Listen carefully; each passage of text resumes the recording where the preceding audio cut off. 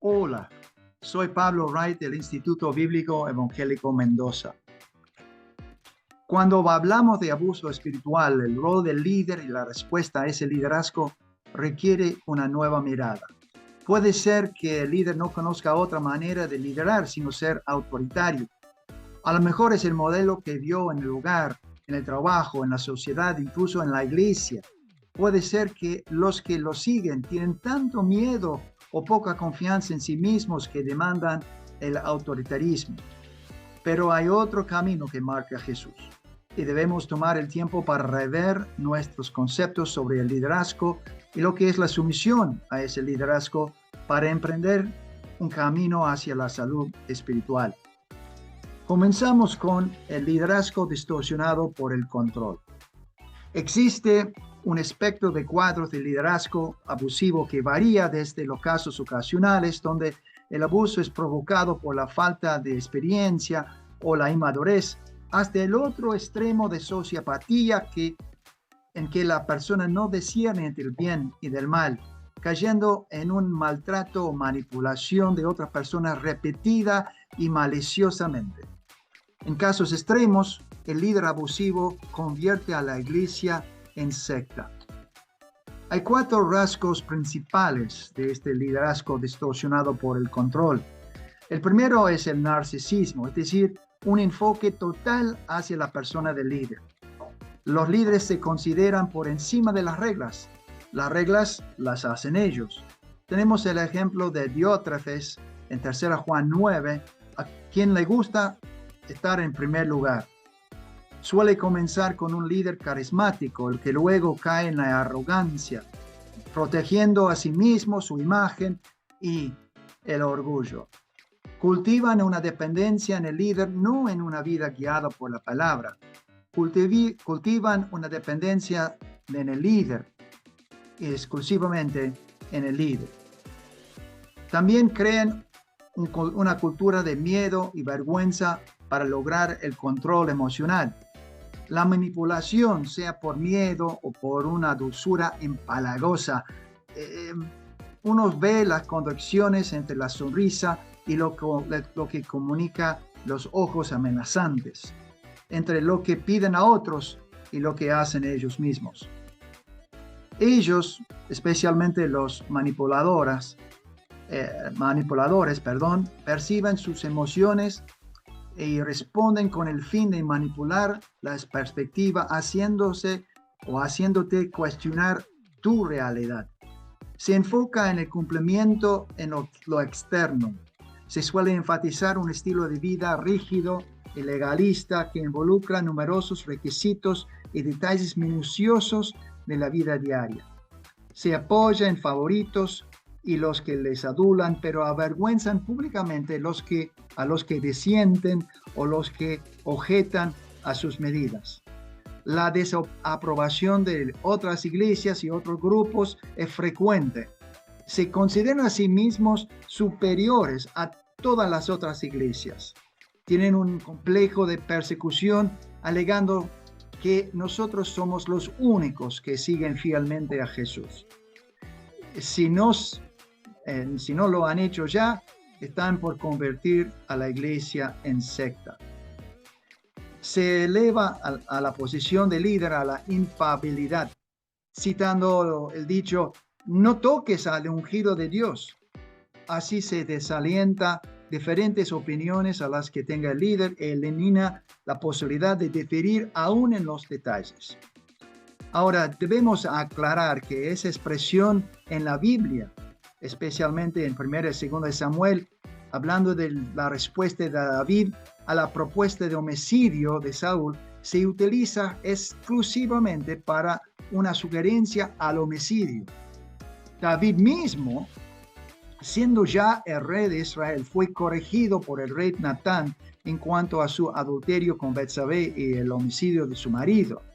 De manera que David no se consideraba por encima de la corrección.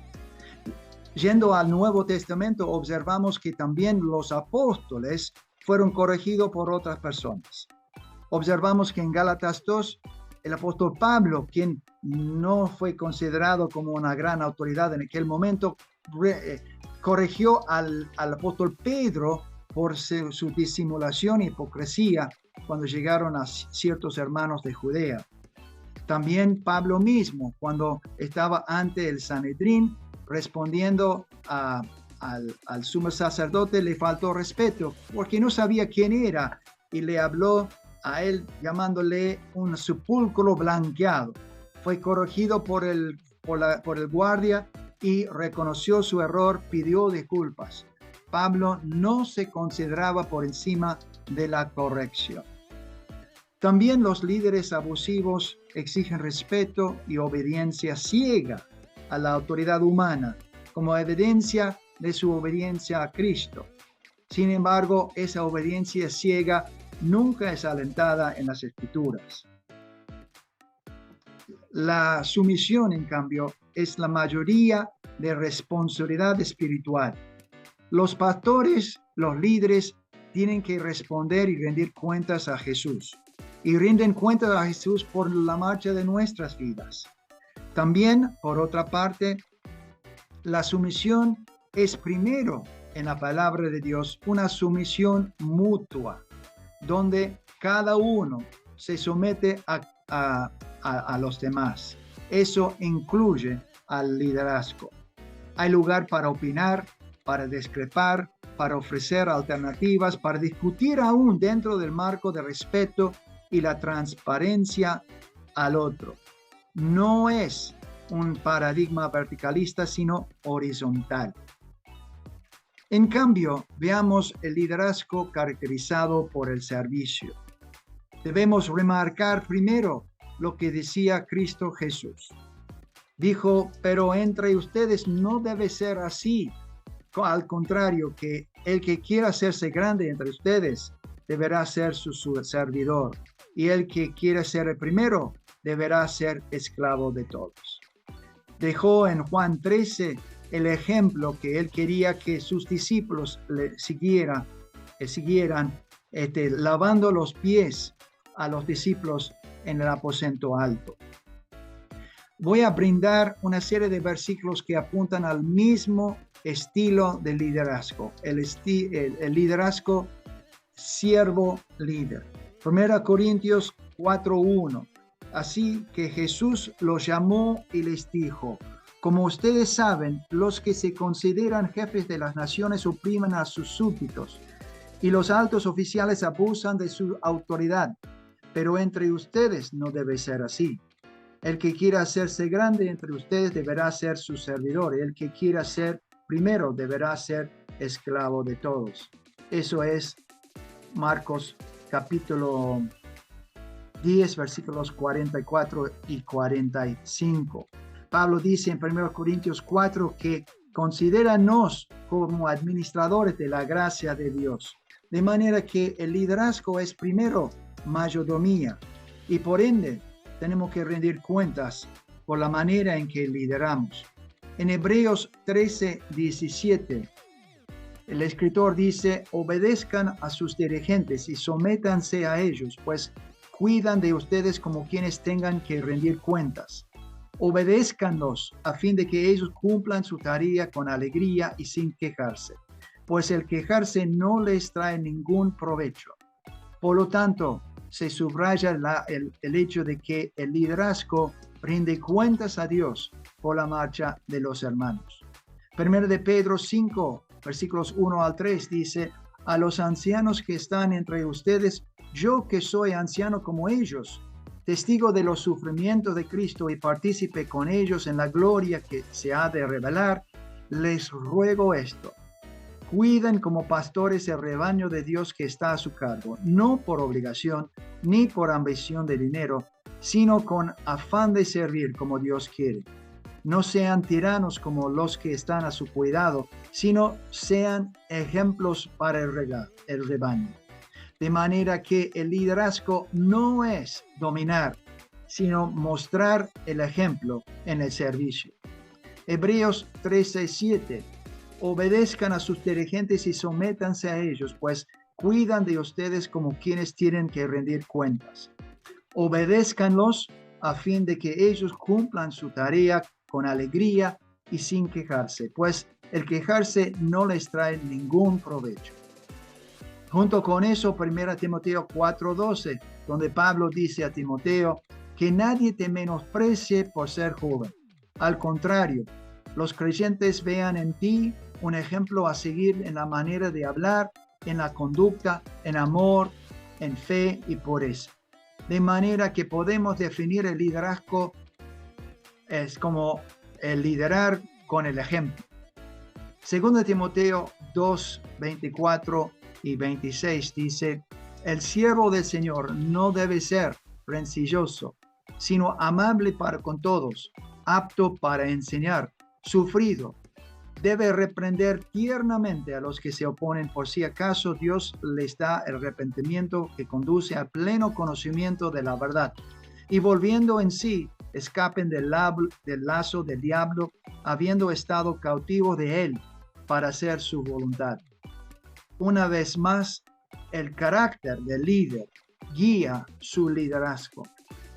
Dentro del marco teórico de lo que es el liderazgo servicio o el servicio por liderazgo, podemos citar otro autor bastante importante, Robert Greenleaf, que define el liderazgo como es el líder que modela el servicio.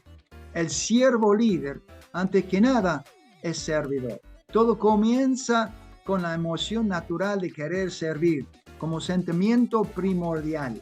Después, una decisión consciente lo lleva a querer guiar. El primero, líder, y luego siervo, son dos tipos extremos. Entre ellos hay gradaciones y combinaciones que forman parte de infinitas variedades de la naturaleza humana. Pero reconozcamos que primero pongamos el servicio y luego el liderazgo. La mejor prueba y la más difícil de administrar, dice, ¿están aquellos servidos creciendo como personas? ¿Están más sabios, son más sabios, más libres, más independientes, más cerca de tornarse ellos mismos como servidores? ¿Y cuál es el efecto de todo esto sobre los miembros menos privilegiados de la sociedad? ¿Se benefician o por lo menos no serán privados de lo poco que tienen? Él destaca que el siervo líder escucha primero y luego lidera. Su corazón está mucho más atento a los sufrimientos de los que están bajo su autoridad o su liderazgo que por llevar a cabo sus propios proyectos. Jill Graham define el líder así: es aquel líder que modela un servicio, sirviendo humildemente a los que lidera en vez de esperar ser servido por ellos. En ellos está la paradoja del liderazgo-servicio. El servicio modelado por el líder o el liderazgo servidor es un don que tiende a contagiarse de tal manera que los seguidores de los líderes siervos son inspirados a pasar el don a otros.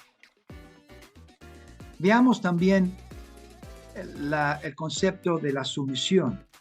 Pablo, por ejemplo, menciona en el marco del matrimonio que los maridos debemos reconocer que nuestras esposas son coherederas de la gracia. De la misma manera, los que lideramos en la iglesia debemos considerar a los que están bajo nuestra responsabilidad como pares. Y por lo tanto, no hay ningún lugar para dominar sobre ellos. Hay distintas ideas que afectan nuestro concepto de lo que es la sumisión. En este caso, en América Latina tenemos el caudillismo, marcado como herencia de la colonia española y el liderazgo dentro de la Iglesia Católica. Es una figura de una autoridad fuerte, puede ser buena o mala, pero este marco, este modelo tiende a ser nuestra preferencia por default. En los tiempos de la colonia y después en tiempo de la independencia, no hubo tolerancia para cuestionar ni al rey ni al papa, y por ende sus representantes. Por otro lado, se manifestó en anticlericalismo y un individualismo fomentado por los movimientos de independencia que luego resultaron en la inestabilidad en los años posteriores. De manera que el autoritarismo y el individualismo conviven en una cierta tensión. Por otro lado, eso también provoca un modelo militar que luego se traslada al concepto de la obediencia debida y por lo tanto la idea de una obediencia ciega que simplemente cumple, no siente. También dentro de la cultura tenemos los conceptos de machismo, que es el fuerte dominio masculino y se expresa en múltiples maneras que conocemos muy bien. Por otro lado está el embrismo, que es la pasividad extrema de parte de la mujer. Muchas veces estos dos conceptos o estos dos modelos conviven entre sí y también llega a ser una especie de codependencia de conceptos. Y finalmente debemos destacar que estos conceptos de sumisión no desarrollan a las personas, sino que más bien provocan rebelión, cisma, conflictos y por lo tanto con todas las consecuencias funestas que puede haber.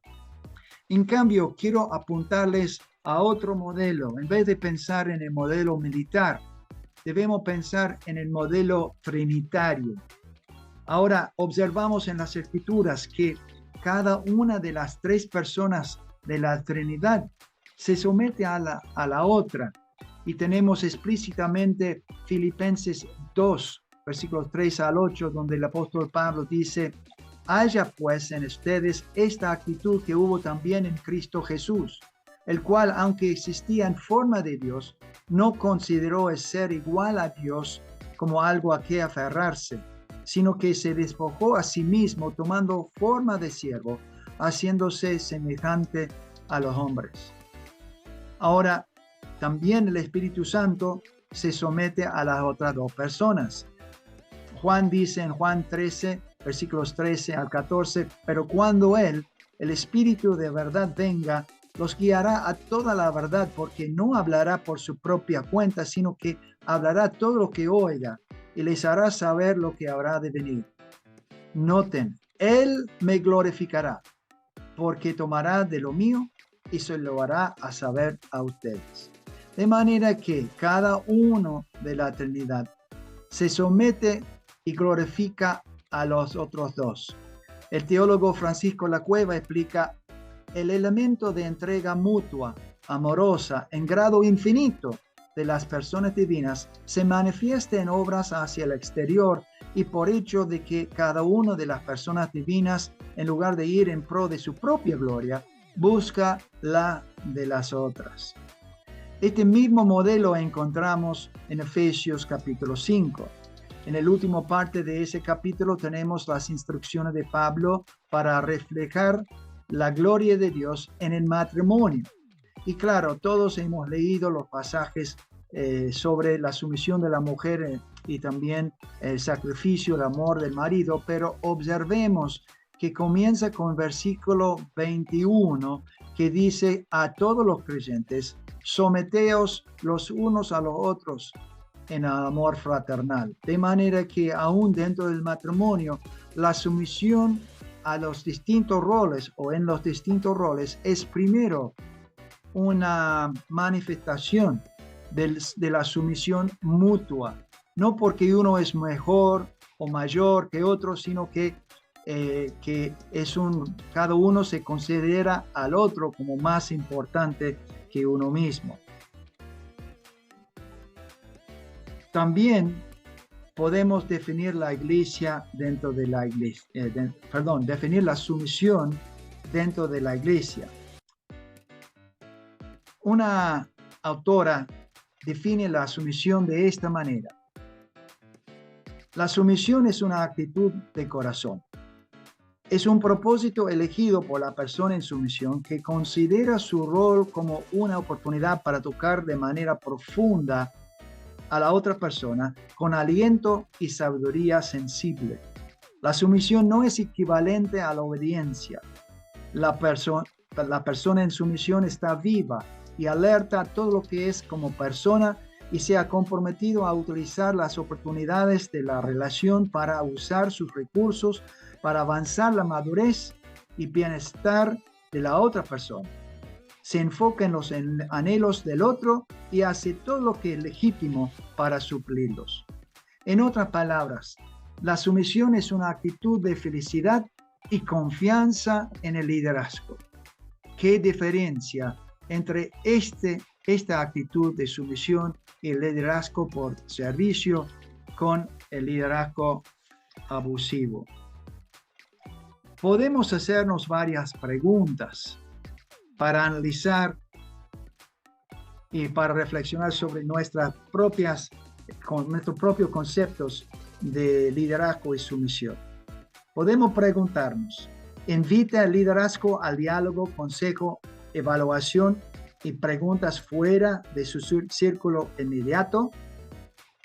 ¿Existe un sistema de rendición de cuentas o mantiene el pastor el pleno control? La personalidad de un miembro se vuelve en general más fuerte, más alegre, más confiada como resultado de estar con el grupo. ¿Se fortalecen los compromisos familiares? ¿Alienta el grupo de pensamiento independiente el desarrollo de capacidades de discernimiento y elaboración de nuevas ideas?